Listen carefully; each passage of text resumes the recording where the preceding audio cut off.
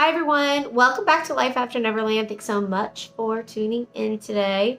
We're going to be talking about The Chosen, Season 3, Episode 5. Can you believe we've made it already to Episode 5? It goes so fast, along with life, right? I'm hanging out right now in my jams and watching The Chosen and talking to you guys. And that's my bestie, Kaylee. Anyways, isn't she cute? I'd like to give a shout out to a couple of our new followers, Ruth Reiser or Reiser, not sure how to say your last name, so sorry if I was torturing that, as well as Travis Blackburn.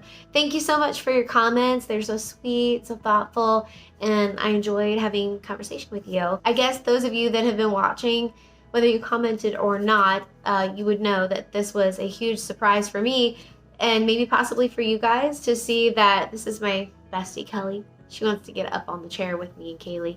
But anyways, you guys, what a surprise to find out that Eden was actually pregnant.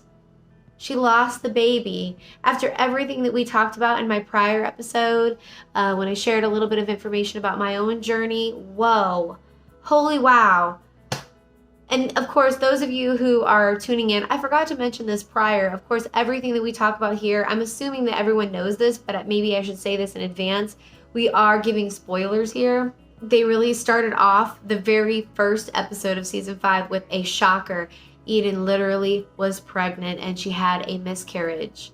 I had to stop and pause and of course, I cried a lot. And I don't know if you saw my commentary from the prior episode, but we talked very in depth about miscarriages and things of that nature and a little bit of my journey. If anyone has it in their heart to watch my prior episode, if you're just tuning in or if you didn't see that episode, I shared some information about some things that I went through. So this episode for me was definitely, Travis, you said was one of the best episodes you've seen so far in season 3, and I would agree with you. I imagine there's so many women that can truly relate to this episode. For her to have been pregnant and had a miscarriage and then not tell Simon, well, we'll talk about that later. Okay, I appreciate that Simon used Gaius's wisdom. He said, you were right and I was wrong, that sort of thing, but that didn't work. In my prior episode, I was a little bit frustrated with Simon because I felt like he wasn't communicating. But what a slap in my face. Eden is not communicating. And in this sense, Eden is wrong.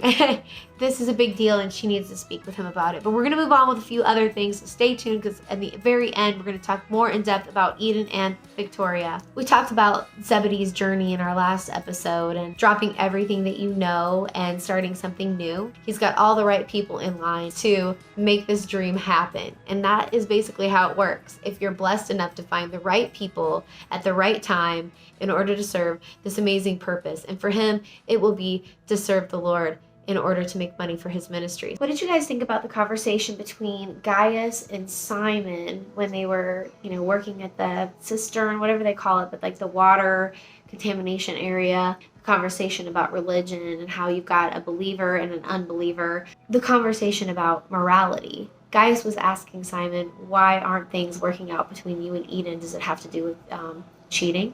Does it have to do with children? And neither of those are the issue, according to Simon, unfortunately. When they started digging in deep, just a little tiny bit, a glimpse into Gaius's life, you find out that he has 2 kids, one of them being a servant boy from one of his servants that died when giving birth to this little boy, and Simon's judgments thereof in regards to that situation. Simon was kind of making light of the situation, cracking a joke, which Simon often does, but just saying that he didn't take the little boy in for nefarious purposes. Simon asked him if he would like medal for what he did, and he said, I don't want a medal, I would like, and then they got distracted, something else happened. So I do like the character development there. That's where they keep you kind of hanging on a little bit, and you want to know a little bit more about Gaius every single episode. What is it that is inside his heart that he's not fully revealing, that he's feeling truly convicted about? What has he seen? What has he experienced? In order to lead him to the Lord and have questions. I honestly believe that Gaius is a tortured soul.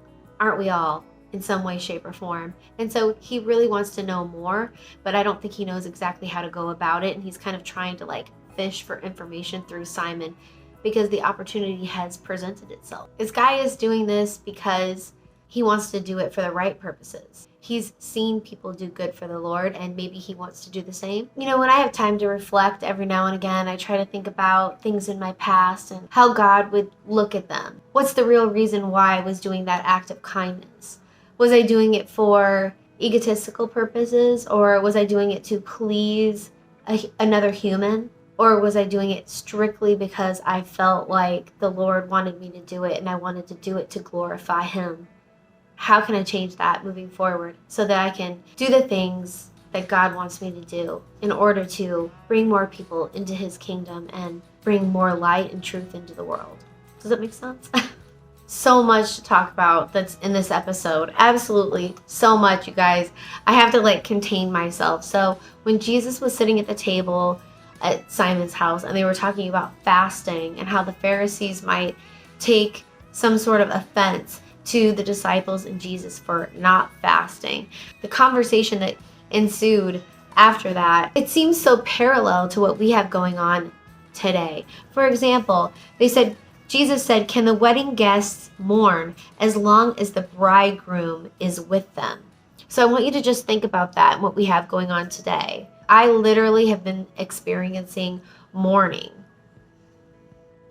Some people might laugh at me, but with everything that truly is going on in the world today, I actually have been experiencing mourning. I feel sad because I really want Jesus to bring his presence onto the world right now because of everything that's going on. And so if you know the Bible, and I still have a lot to learn, but he is our bridegroom and we are his bride. So I'm going to read that again from what he said in The Chosen today in this episode that I watched. Can the wedding guests, that's us, mourn as long as the bridegroom, that's Jesus, is with them? That was the question. Can we mourn? So as long as he's with us, we can't mourn him. He's been without us for thousands of years, 2,000 years, 2,000 of years. From the time that I was enlightened till now, it sure does feel like 2,000 of years. For me. Listen to this. So then Jesus said, the days are coming when the bridegroom will be taken away from them. Now the disciples are like, what? What are you saying? We all know what that means. We all know that Jesus was taken away, but they don't know. So they're like, huh? What do you say? What? And Jesus said, and then they will fast. And Matthew was basically like I just said, what? And Jesus, he got distracted, because he said, hold that thought.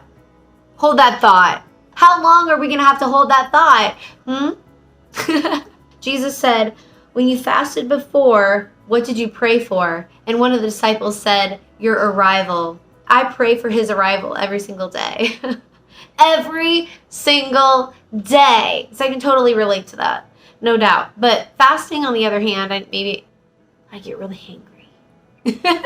And then Andrew said to Jesus, he said, so what would be the point now? And Jesus said, exactly. And then there was this pause. I really feel like this was written and directed really well because that's what we need to think about now. Right now, we need to think about that now. So if people are thinking, anyone who thinks The Chosen is bad news, please check yourself because this is sad.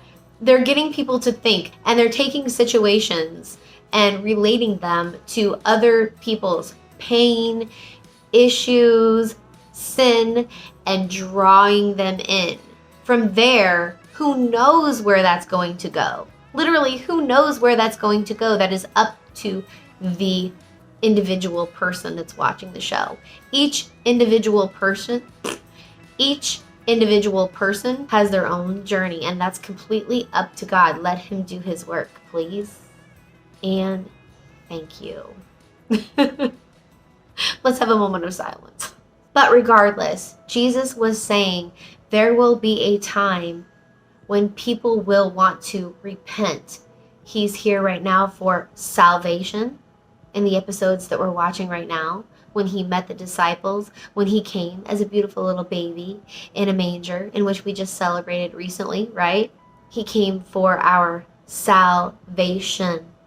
But when he comes again, it's going to be something totally different. Jesus Christ is real. He actually exists. What's happening? Does it feel normal to you? Is this weird? The past 2 years that's been happening to all of us? See what's happening in the world of Israel recently. Just do a little bit of research. Check out Bible prophecy, eschatology, the most amazing stuff you could take a peek at these days. Trust me, you won't regret it. Something else that he said after all of that was new wine, because he was asking Eden about the new wine.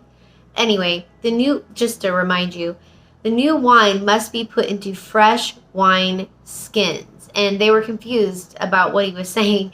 And he said, the ways of the kingdom, that means God and Jesus' kingdom up in heaven, that they plan on bringing to this earth. Legitimately. That's what the book of Revelation is. This new kingdom, the kingdom that he is bringing into this world, will not fit into old containers or frameworks. Once they don't work anymore, maybe they never worked from the beginning, and they are slowly unraveling to the point of massive unraveling. What do you guys think about that? Will Jesus come back as his second coming? And are we in that time? Which brings me back to Simon and Gaius' conversation when they were talking about religion. And Gaius was asking Simon about his religion. And he said, it's all about prophecies. And then he said to Gaius, Simon did, sometimes I believe that I live in one. Like, I live in a prophecy. We are living in a time where Jesus literally could come back. And if that makes you curious, I highly advise you to dive into that, because I have, and it makes me so excited every single day.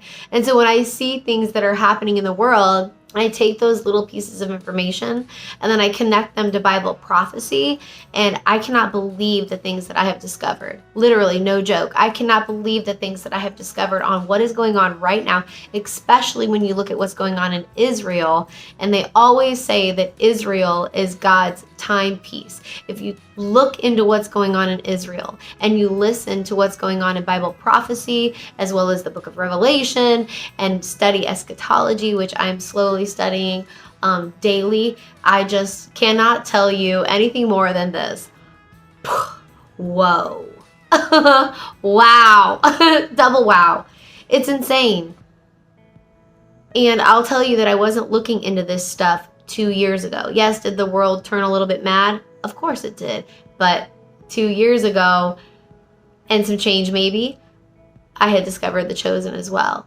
And I can't believe that that wasn't God's dynamic timing and like knocking on my head and saying, it's time to wake up. So now we're going to talk about 3 characters that I felt were extremely moved in this series for this episode. And that was Victoria, Jairus, and Eden.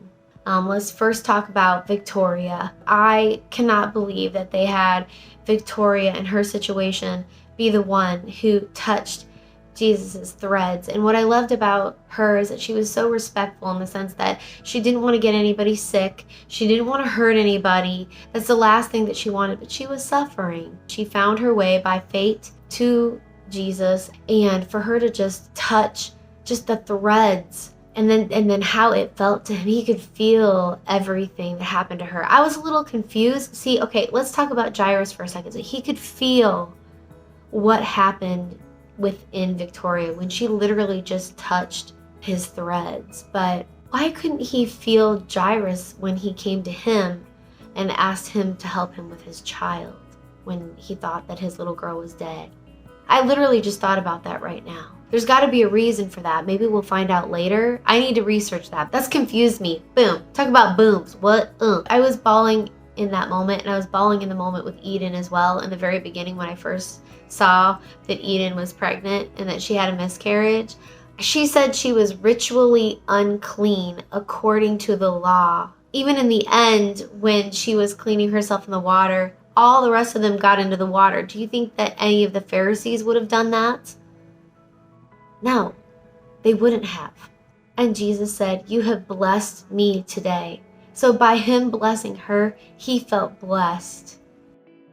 I love that. Did you guys not love that? And so it turns out that Nilly, the little girl, died, but Jesus came and was able to save her. I wasn't sure if that was going to happen, but he actually healed her from death.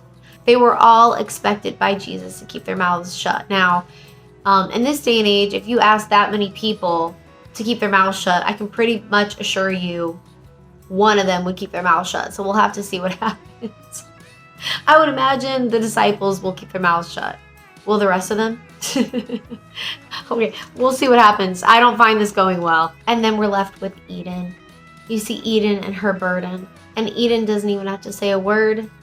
And the episode itself doesn't need to put anything else out there except for what they showed from the beginning and what they ended with in that episode. In the sense that you can still feel Eden's burden that she's holding upon herself. I know she wants to ask Jesus, and what do you want to bet?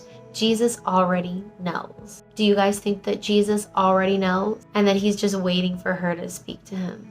Wow, there's so many women that probably have so many feelings about these last 2 episodes. Wow, I hope that you follow me here, and I hope that you know you're not alone.